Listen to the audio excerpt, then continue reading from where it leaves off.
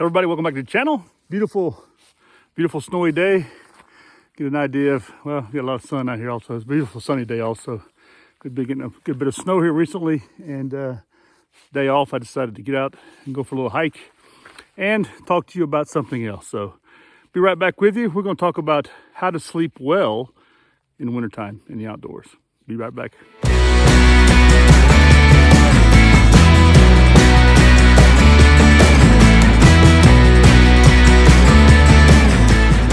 Welcome back again, everybody. We're out here in one of my favorite spots. Got the creek running behind me here. Maybe you can hear it. Of course, plane in the air. We're not completely secluded here, sadly, but beautiful day. Quite cold out here. I'm actually trying out this. This is a PCU, I guess was called the U.S. Army Extreme Cold Weather Parka. And I've had this for a number of years, but I haven't really worn it. And the color sort of threw me off, but I've gotten more used to it, and I've been watching some videos about it, and I'm thinking, you know what, I need to go back to this thing here because I'm finding a lot of my jackets aren't nearly as warm as I'd like for them to be. So this one out here, I'm actually out here, I hiked in with it, so I'm still quite warm, but I'm wearing only a t-shirt below it. That's it, you know. So trying it out that way. I'll be static right here talking to you and discussing today's topic. So welcome back again, everybody. Before we move on with the video, if you could please just subscribe to the channel and give me a thumbs up. Leave any comments at the end of the video. I'd really love to hear your thoughts about this and ideas for future videos. And please share with your friends and enemies. You know, I'm not afraid to have them all on my channel. I look forward to strong critique. I'm a humble guy. I'm not someone who knows it all, but you know what? I'm out here trying to learn it all. But this is a subject we're going to talk about today. I have to have a lot of experience with. We're going to talk about how to sleep comfortable in outdoors, and I'm going to stick to just winter right now because of what's behind me, and then we'll talk about summer in a few months. But in the wintertime, you know, I've got a lot of experience with this right here. Just to give you a little background, I'm from Louisiana.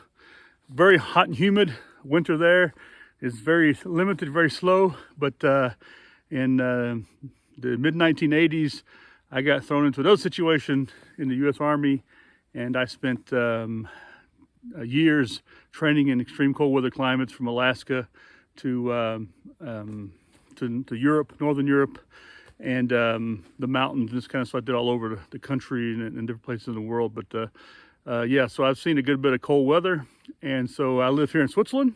As most of you know, I've been here about 27 years, and I'm primarily camp in the wintertime because that's when there's less bugs out and less people out. So I like a little more seclusion. But today we're going to talk about this topic because I've been watching some videos about it, just sort of getting my brain around it, you know, and listening. Most people talk about only one part of the entire subject of sleeping outdoors, and that's part of it, but it's not the primary part of it. So, you know, some of the most important part, we're going to jump around a little bit. It's going to be your physical health, okay? And it's important that you are in some decent shape when you get out in the outdoors, because you can easily hurt yourself, slip, fall if you're not in good shape. And if you're overweight, it makes it more difficult and sleeping more difficult, you know? If you're too big, which I'm a big guy, I have big shoulders and big chest, but that means I have a bigger sleeping bag. So be aware of that. I have bigger equipment, so be aware of that also. But it also adds to the comfort. So, so be aware of, you know, your fitness level. Also your food and drink, okay? Sure, people want to go out and they want to enjoy themselves in the outdoors, so you're going to want to bring some, you know, some foods that you know, like that you can throw in the fire or whatever, you know, that's fine, you know. When it comes to drinking, be aware of that, because if you bring out a bunch of sodas and only drink that, or a bunch of beer and this kind of stuff, that's going to raise your sugar intake, and what that's going to cause is you have to urinate a lot more. So be aware of that also, okay? So try to stick more to water or juices or more natural stuff, you know, so you have a less tendency to, you know, get up 15 times at night to go piss, you know. And I'm already dealing with that because of age, but I'm trying to fix that, because I've cut out a bunch of things that I used to drink a lot of, just so I can, you know, drop a few more pounds, but also so that I can, you know, alleviate a lot more of this nighttime, you know, hikes to the bathroom. So so this is very important. You know, if bringing some food out there, it's going to have a good bit of fat, I would say. You know, so it's going to, you know, help you to stay warm. You know, you need that, you know, because you need to generate this. Because when you walk in, you're going to burn a lot of calories. Also, if you're hiking in, if you're driving in, it's a little bit different, you know. But if you're driving in, your equipment can be completely different. We're talking about just getting out there and hiking in today, and we can talk more about this other stuff. There's lots of channels that deal with more of the driving in stuff, more of the vehicle expedition, this kind of stuff like that. I do it myself. I love it. This is something brought on to me by the Army. And the Army is influenced even more today than it was back in my day. But you have a lot more people going out, four-wheel drive, and this kind of stuff. But we'll talk about that in another video. So hiking in, okay? So you're going to burn a lot of calories, this kind of stuff like that. And you got to be wary of that. So you need to eat well and drink well before you leave. And then you know, make sure that you got some food that's going to fulfill your needs when you're in the outdoors. Okay, good food, good tasting food, because you're going to want to eat it. But also, stuff's going to be filling, but not overfilling. You don't want to feel too stuffed, because of course you're going to have to defecate while you're and urinate while you're in the outdoors. But if you don't have to do it too often, you don't want to eat something too rich. It's going to, you know, cause you to have the runs or something like that. So be wary of that also. So we've covered so far. We've covered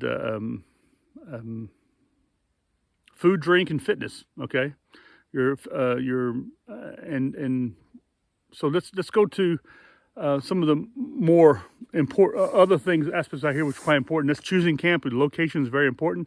You don't want to be too low next to in the wintertime next to a water source or a low-lying area, because that's going to trap a lot of the cold air. So you don't want to, you know, if it's really cold out like it is today, or like I normally go out, you want to get up higher up, or a little, you know, get up a little higher on higher ground, not too exposed either from wind, but a location that's going to protects you from wind, protects you from some of the elements and the low-lying cold. So very important, your location. Okay.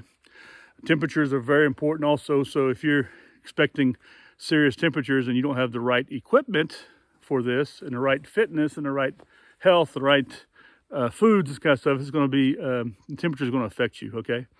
And then we're going to talk about natural clock. Okay. When I go out, when it gets to dark, I'm already thinking about getting to bed. So I mean, in the wintertime, it'll be dark at 6 o'clock, 6:30. So by 8 o'clock, I'm probably already sleeping.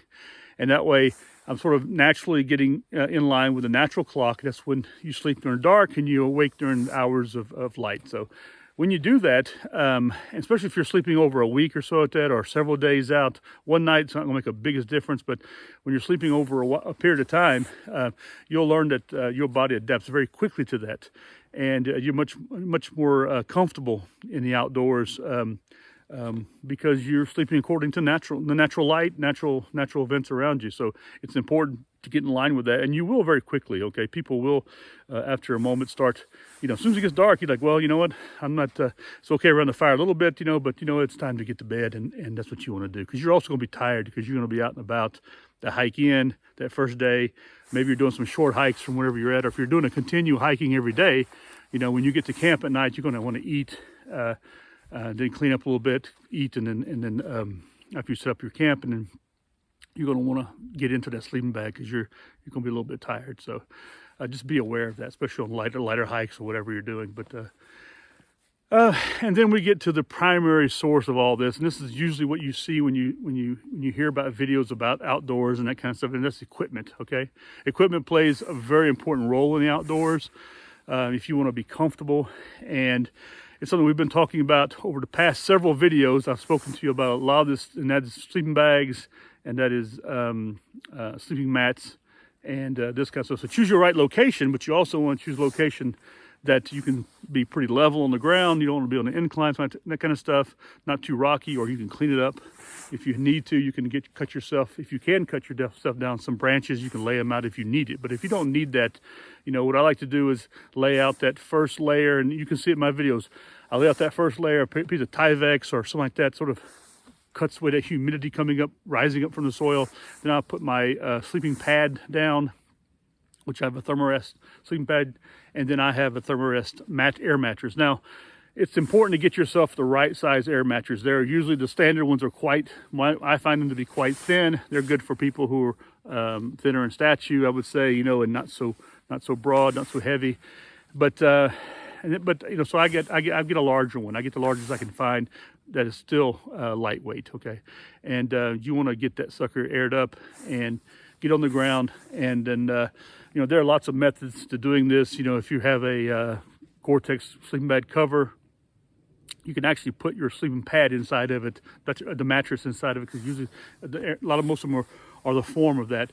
So if you can slip it inside of it, then guess what? You've already cut out a lot of the possibilities of falling off of it at night. So, and then there's other ways you can do it with elastics, this kind of stuff, and strapping. You can strap it around your sleeping pad, around the sleeping mat, and then sort of hold it on together. But the problem you're going to run into is while you're on it at night, you're moving around. Now, whether you're sleeping in a tent actually will help you temperature wise, because it'll hold in much more of the heat, especially if you're in the wintertime. You get yourself a 4-season tent, and the difference between a 3-season and 4-season is going to be the bottom part of the tent. But you know, it primarily having a rain fly on it, that can secure in it, but then it has, if you have a tent, it's a 3-season, quite often they have a mesh on inside of it. So what you do is you can augment that side by getting yourself some kind of cover on the inside of it that sort of seals up that mesh. They make these, a lot of tent companies do make these things, and it automatically throws your tent into the 4-season part. But also, you also need on the sides where the footprint of the tent is, and I'm not talking about the piece that you lay on the ground. Although you can, if you have one of those, that's great, because you can give yourself a little more protection from the humidity coming up, rise of humidity. But just at the sides, they come up a little higher, so that snow and this kind of stuff can't just come in. And so that's another thing. Also, once you've got it, if you're in a snowy area, you can pack snow around the edges of the tent on the bottom to help alleviate from any kind of airflow coming through. And or if it's just cold out and you got a lot of pine straw or whatever debris, kind of stuff, you can put that around it, and that will help alleviate that. So I don't sleep in a tent too often when I'm in outdoors. I usually sleep either directly under something with a bivy bag, or I throw up a tarp or a basha, and then I sleep under that. And what you can do with that, if you have some wind, you can lower that basha really close to the ground so that you're alleviating that also, and you can form up sort of like a tent also. Now, then you get the sleeping bag, okay? You don't want to go out there with a 10-degree rated sleeping bag. You want to get out there with something that's going to be in the minus area, especially in the wintertime. And I've spoken about this already. I use the ECWC Extreme Cold Weather Sleeping Bag from the U.S. Army. I got the old school one that's black and green. You got the tropical bag green, and then you have the black winter bag, and then you have a Gore-Tex cover. I'll bring it out with me. Not necessarily with the Gore-Tex cover, but like in the form of just the 2 sleeping bags themselves. And then I can lower the sides of my tarp to keep that wind off of me. One thing I can tell you is that if the bag is, the reason why I use that bag is because it's quite big, and it's made for a soldier to sleep in it with all their gear on, pretty much, with protective gear. And so, like even body armor, this kind of stuff. But one thing I do is, like, I'll get in it, and winters I don't know so much like the bivy bags because they hold on to humidity and condensation. So I prefer to let that bag breathe out, and then the tarp around it, not touching it. What that allows, it has a space in between. I can heat up from the humidity and this kind of stuff, like you would in a tent, and you don't have that wetness on your bag, because that's one thing. That second night's going to give you a problem. That third night's going to give you a problem if you don't have the ability to dry that bag up a little bit. Now, so make sure your bag is big enough. That's why I go with the ECWC, okay? The newer ones, I don't know. I haven't tried the newer ones out yet. And I guess the Army, I don't know, one day is going to come up with even a newer one, I guess primarily in color, because I think they're running around with that digital one, the ACU version, which I don't want. That's why I'm sticking with my woodland one. But I do like the Marine Corps, the way it looks. The color is quite nice, and the way it's made with the double zippers on the sides, quite nice. But you gotta remember where those zippers are at, there's going to be some airflow come through there, even if you have some baffling around it. So you got to be very aware of that, you know. You can always augment also your sleeping bag with a poncho liner or some kind of duvet or something like that inside of it. Now, the people talk about, well, the best thing to sleep with. I saw this as it seemed like the guy was trying to sell a specific brand of just duvets for camping. You know what? A duvet is nice, but you're sleeping directly on top of that sleeping pad. Of course, you're going to be cold, okay? And of course, it's going to be a little bit uncomfortable. And even if it comes with like a little, whatever, it's going to be the same way. You can always, if you feel like you want to sleep like that, which is fine. I mean, I do it in the summertime. I'll just take my sleeping bag, unzip it, stick my feet in the end of it, and lay it on top of me, and so that it's not as warm, okay? Or I sleep with just a poncho liner, okay? In the summertime. But in the wintertime, I want to get inside that bag. There's several reasons. Number one is it holds all your limbs together in a cocoon shape, which is, even though someone tells you it's not the most comfortable, it is much more comfortable than being sprawled out in your legs and that kind of stuff all over the ground, this kind of stuff, or even on the inside of a tent. So it's better to hold all that in. If you ever noticed, it's a natural thing. It's a womb shape. You're like you're in the womb. It's like when babies are born. Nowadays they're getting back to the Russians have been doing this for many years, where they just basically wrap the baby up from head to toe with a cloth, and it holds everything together.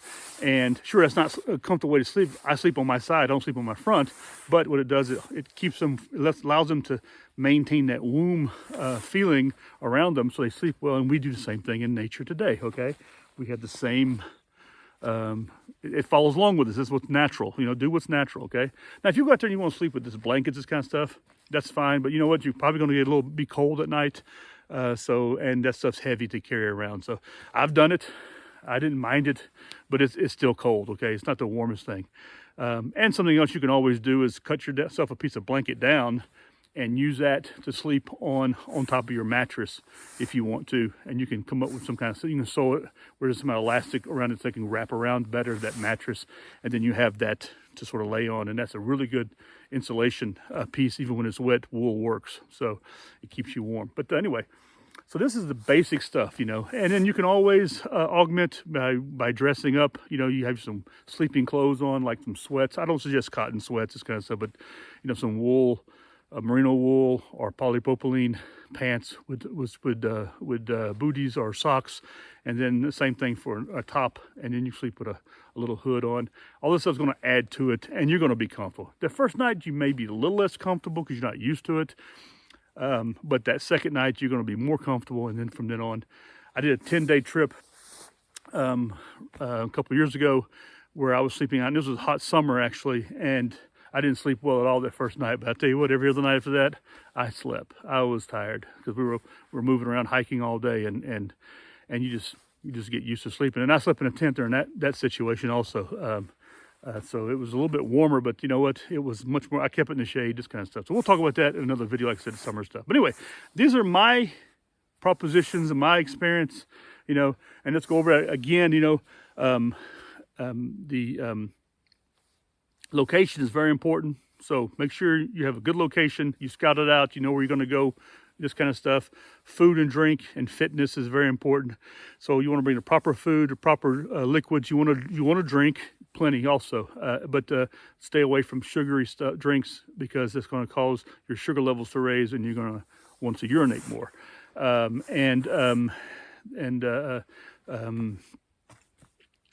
Then your natural clock is very important also. Get into that vibe of what's around you, and of course your equipment, and that plays a significant part, but it's not the most important part. Okay, you can get around all that. You can build shelter. Remember, the more you have up here, the less you need to have back there. So, but also is that, what do you want to achieve when you go out on a camp out? Do you want to go out and hang out with your friends and be relaxed and be comfortable? Do you want to put some effort in and see some different sights? Or do you want to test yourself on a level and see how well you do? Okay, I've done all that testing and stuff. Back when I was serving in the Army, we basically carried a poncho liner and 3/4 of our sleeping mat with us. And that's what we had. We didn't have, I saw Grunt Proof, he was talking about here during his time when he was serving in infantry. We did bring, and we also brought a poncho with us, but that was only put up just in case we knew it was going to rain. If we didn't know it was going to rain, we didn't put the poncho up at all. So that really lowered the visibility and this kind of stuff. So we'll talk about that in another video also. The point is that, you know, we went extremely light on comfort, but you know what? You get used to it, and your body adapts, your brain adapts, and then you learn how to sleep anywhere, at any time, at any moment. And 5 minutes feels like 5 hours, and that's what happened. So, whether on an aircraft, with your reserve on your belly and your rucksack on your legs, crammed between other people on a 141 or 130, you know, on a nice cot somewhere in the middle of nowhere, just enjoying life. You know, it all becomes irrelevant in the end, and you learn to adapt to your surroundings, your location, and the equipment you have. So remember, you know, this is what's going to happen in the long run. But terrain dictates. So that's a term we always use, and so and your knowledge dictates what you can put up with and what you can do. But anyway, that's my spiel. Don't forget it, or forget it, whatever you feel like doing. I hope you enjoyed this video, and please remember to subscribe to my channel. Give me a thumbs up, like the video if you do like it. I hope you do. And if you don't, let me know why down in the comments below. And you can let me know why in the comments below if you like it. And share your experiences and what you believe you can add or take away from this, okay? We're all here to learn. We're all here to give some input. I'm just giving you my spiel. I have a lot of experience. I'm not the most experienced, but I have a lot of experience doing especially winter outdoor stuff. In the Army, we used to do winter, how do you call that? Winter, shoot, I can't remember the term. We had these classes on how to live out in the winter, you know? And I think it's primarily from driving and stuff. But anyway, being safety, winter safety or some shit like that. But anyway, that's it. Don't forget to share and with all your enemies and your friends, and let them know we're out here. I hope to hear from you again soon. You all have a blessed day. Take care of yourselves, and I'll talk at you very soon. Goodbye.